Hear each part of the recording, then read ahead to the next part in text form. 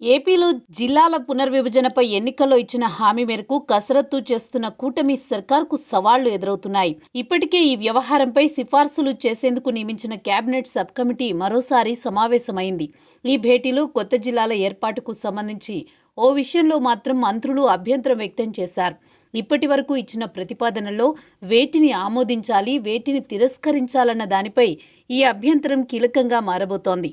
జిల్లాల పునర్వ్యవస్థీకరణపై ఏర్పాటు చేసిన కేబినెట్ సబ్ కమిటీ భేటీలో ఇప్పటి వరకు వచ్చిన కొత్త జిల్లాల ప్రతిపాదనలపై చర్చించారు. ఇందులో మదనపల్లి, మార్కాపురం కేంద్రాలుగా కొత్త జిల్లాలు ఆమోదముద్ర పడిన నేపథ్యంలో మిగిలిన వాటిపై చర్చించారు. వీటిలో 7, 8 కొత్త జిల్లాలు ఉన్నాయి.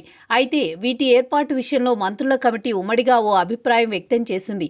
మరీ చిన్న జిల్లాలు ఏర్పాటు చేస్తే ఆశించిన ప్రయోజనం దక్కదని మంత్రులు అభిప్రాయపడ్డారు.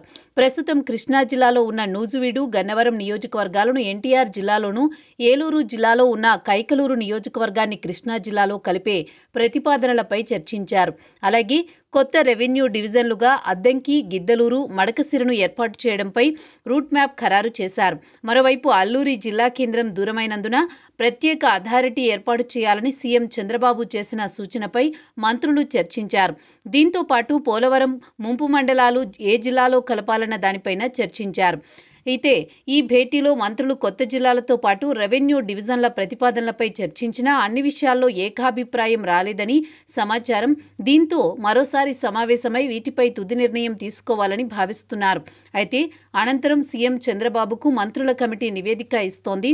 దీని ఆధారంగా చంద్రబాబు నిర్ణయం తీసుకునే అవకాశాలున్నాయి.